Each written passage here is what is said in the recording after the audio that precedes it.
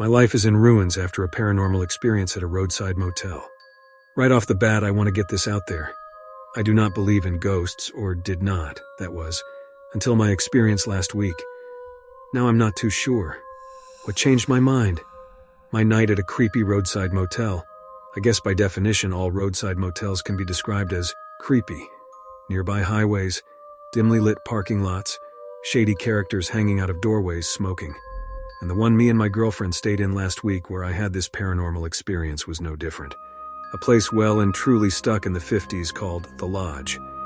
We found it just off the I-95 in the middle of Maine.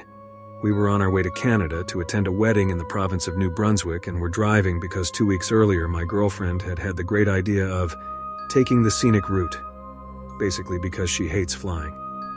Why not? I had thought at the time. What else could be more enjoyable than a nice summer drive up through Maine? It turned out that a lot of things could have been more enjoyable. For the scenic route came with a lot of rain, and not much else. A storm coming off the Atlantic pounded us the moment we left Boston. The music in our car accompanied non-stop by the swishing of windscreen wipers. We had been due to stop at the night in Portland on the coast with a friend, but that morning he had called to say his mother in New York was sick, and he would be spending the weekend with her. Never mind. Why don't we stop somewhere else for the night? And that is where the roadside motel comes in. It was just before sunset that we pulled into its parking lot. Over the noise of the storm, I asked, "Is the place abandoned?" Which was not an unreasonable question since half the doors and windows in the U-shaped courtyard were boarded up. My girlfriend simply pointed to a small office, where a neon light flickered that read, "The Lodge." Just below the sign, through a dirty window, sat an old lady behind a desk, watching us. I got out into the rain. Flashes of lightning zigzagged across the black sky as I jogged between the little rivers forming on the broken tarmac. Between the rolling thunder, you could hear the drones of the passing vehicles on the nearby I-95. Upon my entrance into the office, a room which smelled of a mix of cigarettes and mothballs, the old woman merely stared at me, her eyes hollow and lifeless. "Are you open?" I asked, water dripping from my coat onto the stained carpet. The old woman did not say anything, only continued to watch me with her hollow eyes. Then, like she had been considering my request, began to nod slowly. "Okay, how much is a room?" She rose from the chair, placed on the counter a set of keys, which had the number 66 attached as a tag. "Okay. Yes. At this point you turn around, get back in the car and hit the highway." It was that part in the horror movie where the lead role finds a staircase descending into darkness, and yourself, from the safety of the audience, are screaming, "Don't go down there, stupid." But what do they always do? They always go down. I suppose it wouldn't be such a great story if the character slams the door shut and leaves the killer waiting in the dark, twiddling his thumbs. Would it? But I digress. At the old woman sliding the keys forward, I got out $20 and waved it in the air like a white flag. $20 for the night? The old woman nodded and pointed at the keys. I glanced out of the window towards the car. Lightning momentarily illuminated my girlfriend in the steam-up car, nervously watching me. Should we stay here? I turned back round to the woman and grabbed the keys. "Thanks," I muttered, and headed back out into the rain. Upon entering the car, I dangled the keys in front of my girlfriend. "Friendly woman," I said cheerily. Though she said business was quiet tonight.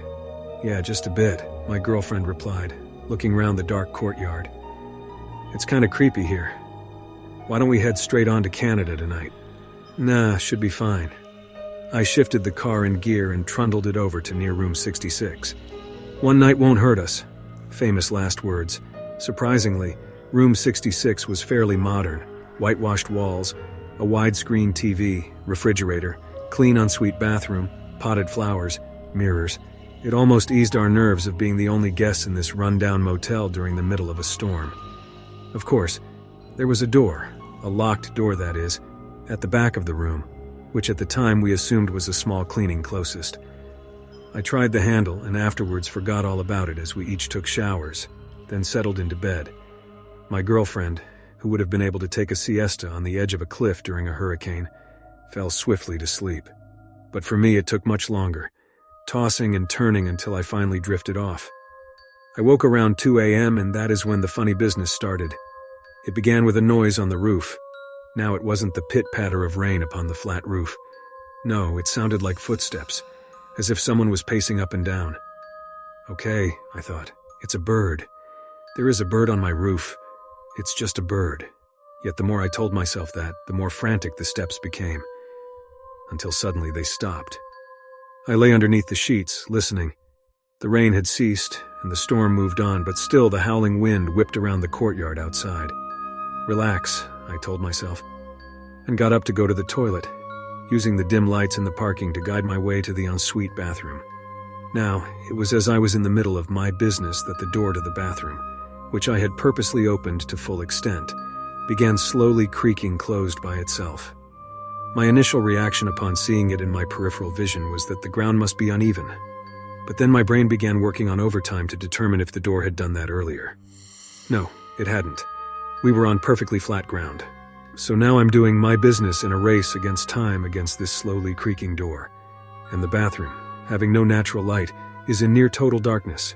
And that is when my heart starts beating fast because I have a very strange feeling that there is someone stood in the bathtub, no other than a little girl, watching me.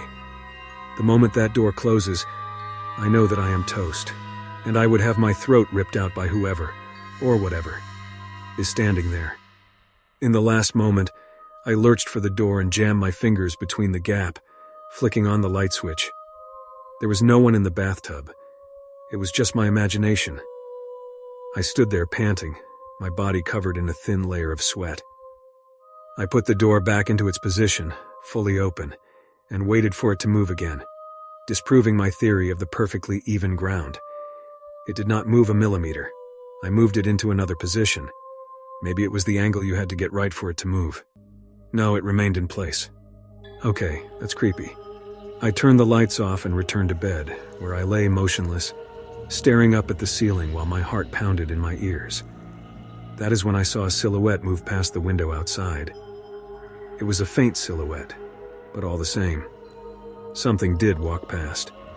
I sat up, watching the curtains and the dim lights in the parking lot. It could have been the old lady from the office, maybe checking on something. The old lady who never said anything and accepted my $20. Hey, I said, shaking my girlfriend awake. No time to act brave now, no sir. Request dismissed, sir. Hey, Emily, I continued, shaking her harder. Wake up, god damn it. But she just lay asleep, or unconscious. I felt a plunge of fear. And that's when the parking lot light went out, casting the room into total darkness. Wake up, Emily! I wanted to scream, but no words came out. And then I heard a key being placed into the lock of that door on the other side of the room, the one that we had assumed was the cleaning closet. And the key slowly began to turn, until the lock clicked. And even though I could not see it due to the darkness, I felt a draft of cold air and knew it had drifted open. Oh fick, oh fick, oh fick. I'm thinking, sitting there next to my unconscious girlfriend, shivering with fear. What do you want? I called out feebly. I was answered by the flick of a light switch, revealing that what lay behind that door. It was a corridor. There couldn't be a corridor, though. The motel was a small U-shaped courtyard of single units. There was surely not enough space. Yet right before my eyes was a secret passage. I got out of bed. Yes, that's right. In my PJs, I got up and started inching towards the corridor. Why? I don't know why. Something was drawing me in. It was like my body had a mind of its own and was taking me towards the corridor. No, I croaked, trying to convince my body to stop. I could only control the neck muscles. However, so I turned to look at my girlfriend in the bed, to try and plead with her to wake up and save me from the imminent disaster that I was soon to befall. But as I turned my neck, I quickly found that she was awake, watching me with hollow and lifeless eyes like that of the old lady at the desk. "He, Millie?" I stuttered. She rose her finger to lips, shushing me. Then she grinned and blood spilled out of her mouth and ran down her chin. What the fick? I never got to finish the sentence because the force that was pulling my body had brought me into the middle of this secret corridor. On either side, it ran off into darkness. There were other doors that lined the passage, doors which all had the number 666. Then, out of the darkness, one end of the corridor began to glow red. It grew brighter, and strangely, I could feel a throbbing, like somewhere down there was a beating heart. I turned my head away, and as I did, I glanced back into my room, where I saw that my girlfriend was now standing beside the TV, her body slumped, her face hidden by her hair, as if she was possessed. "Emily!" I tried to scream, but yet again, no words came out. The corridor glowed so brightly now I could feel the heat on my skin. The next part was the worst. From behind the doors that lined the corridors came the sound of voices. People I knew. A friend who had passed away long ago started calling my name, beating against the door with his fist. He calling to me to let him out, telling me it was my fault he died.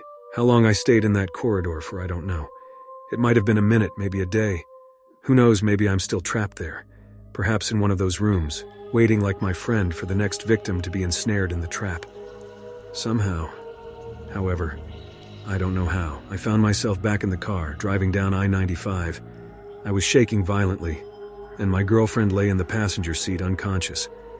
I pulled right off the highway and made it to the nearest town, where I collapsed at the front door of the nearest house, babbling incoherently about demons and witches and corridors and motels.